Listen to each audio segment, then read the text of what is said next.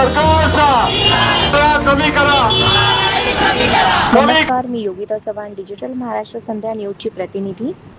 दिनांक 4 जून 2026 रोजी सायंकाळी 6 वाजता घाटकोपर पश्चिम रेल्वे स्थानकाजवळ वेलकम हॉटेल परिसरात ईशान्य मुंबई विभाग क्रमांक 8 च्या वतीने वाढत्या महागाई विरोधात तीव्र आंदोलन करण्यात आलेले आहे.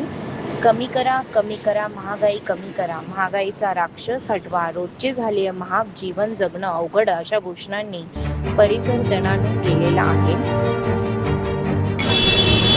इंधन दरवाढ आणि महागाई विरोधात शिवसेना ईशान्य मुंबई विभाग क्रमांक 8च्या वतीने माननीय युवा प्रमुख सुरेश पाटील साहेब आणि प्रज्ञाताई जगपाल यांच्या नेतृत्वाखाली आज या ठिकाणी आपण इकडे आंदोलन करत आहोत.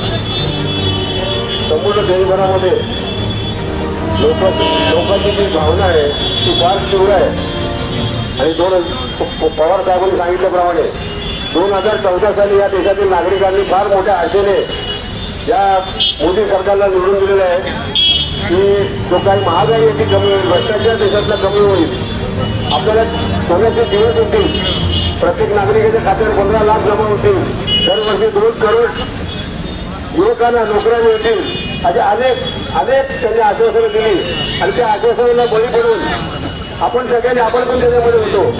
देशातील सर्व नागरिकांनी या ठिकाणी भारतीय जनता पार्टीला सत्तेमध्ये दिल्लीमध्ये बसवलं. परंतु आज आपण बघतोय सगळ्यांचे भ्रमनिराश झालेलं आहे. जनता त्रस्त आहे.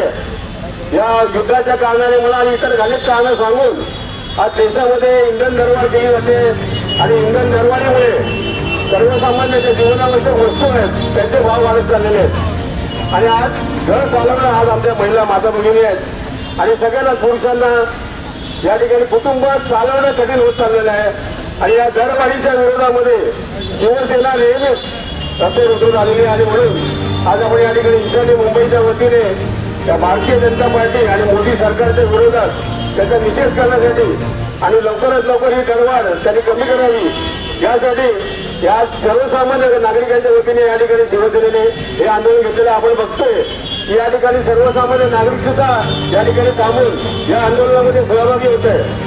तर आजच्या या कार्यक्रमामध्ये आज सगळ्यांनी या विभागातील घाटकोरमधील सगळ्यांनी जाणाऱ्या येणाऱ्या सर्व घाटकोरमधल्या वासियांनी सहभागी व्हावा असं मी सगळ्यांना आवाहन करतो. आणि हिंदू हृदय सम्राट सरसेनापती बाळासाहेब ठाकरे यांचा, उद्धवजी ठाकरे यांचा, आदित्य ठाकरे यांचा आजच्या या महागाई विरोधात आंदोलनाला उपस्थित ईशान्य मुंबईचे सर्व पदाधिकारी, नगरसेवक, नगरसेविका, शाखा प्रमुख, महिला शाखा प्रमुख, उपविभाग प्रमुख, उपविभाग संघटिका, युवा सेनेचे सर्व पदाधिकारी, विधानसभा संघटक, विधानसभा समन्वयक, सर्व ईशान्य मुंबईचे पदाधिकारी, मला वाटतं सगळ्यांना सगळं कळतंय. 2014 पासून या देशातल्या लोकांनी एक स्वप्न बघितलं होतं. मोदी सरकार आल्यानंतर महागाई कुठेतरी कमी होईल, देशामध्ये कुठेतरी अराजकता माजली होती ती कुठेतरी कमी होईल. पण हे स्वप्न सगळं या मोदी सरकारच्या माध्यमातून धुळीला मिळवलेलं आहे. आज शिवसेना उद्धव बाळासाहेब ठाकरे पक्षाच्या वतीने आपण सर्व मुंबईत महाराष्ट्रामध्ये या महागाईच्या विरोधात आंदोलन करतोय. हिंदू हृदय सम्राट सरसेनापती बाळासाहेब ठाकरे यांनी आम्हाला एक घोषवाक्य दिलेलं आहे की जनतेसाठी लढा, जनतेसाठी, सामान्य जनतेसाठी रस्त्यावरती उतरा. आणि ते रस्त्यावर उतरत असताना सन्माननीय उद्धव बाळासाहेब ठाकरे आणि आदित्य ठाकरे यांच्या नेतृत्वाखाली मागच्या 2 दिवसापासून मुंबईमध्ये हे आंदोलन आपण सर्व विभागावाईज आपण करतोय. तरी पण यांचे डोळे उघडतील असं मला वाटत नाही. त्यामुळे यांच्या पुढे आपल्याला तीव्र आंदोलन करावं लागेल.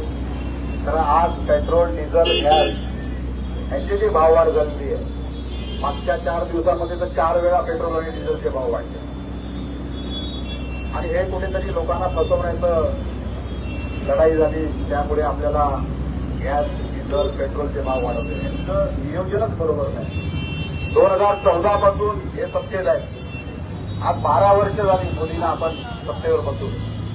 लोकांना वाटलं होतं कुठेतरी महागाई कमी होईल, स्थिर सरकार मिळेल, लोकांना नोकऱ्या मिळतील, तरुण बेरोजगार आज एवढे झालेले आहे. मगाशी नोकरी साहेब बोलले की 2 कोटी लोकांना नोकरी वर्षाला तरुण मुलांना देण्यात येणार होती. आज शेतकरी बेकार आहे. आज शेतकरी जरी शेती पिकवली तरी त्याला जो भाव पाहिजे तो भाव मिळत नाही. म्हणजे एवढी मोठी परिस्थिती या देशामध्ये करून ठेवलेली आहे मोदी सरकारने. आणि याच्यापेक्षा वाईट परिस्थिती मला वाटतं मागच्या 12 वर्षात कुठलेच पक्षाने बघितली नाही. एवढी परिस्थिती वाईट या भारतीय जनता पार्टीच्या माध्यमातून आणि मोदी सरकारच्या माध्यमातून होत आहे. आज अभिमानाने आपल्याला सांगता येईल की उद्धव साहेब यांच्या आमिषाला बळी नाही पडली. आज उद्धव साहेबांना खूप दाबण्याचा प्रयत्न केला. सत्तेत या, सत्तेचा वाटा घ्या, पण उद्धव साहेबांनी गोरगरीब जनतेबरोबर राहिले, सत्तेत गेले नाही. आज 2019 पासून 26 पर्यंत उद्धव साहेब मोदींच्या विरोधात मला एकच नेता महाराष्ट्रामध्ये असेल तो या मोदी सरकारच्या विरोधात लढतोय. आणि तो लढतोय कोणाच्या भरोश्यावर? आपल्या शिवसैनिकांच्या भरोश्यावर. तर येणाऱ्या काळामध्ये ज्यावेळी जनता एकत्र येते त्यावेळी 100% परिवर्तन हे देशामध्ये लिहून ठेवलेलं आहे. तेव्हा येणाऱ्या 2029 मध्ये भारतीय जनता पार्टीला आपण काढल्याशिवाय राहणार नाही.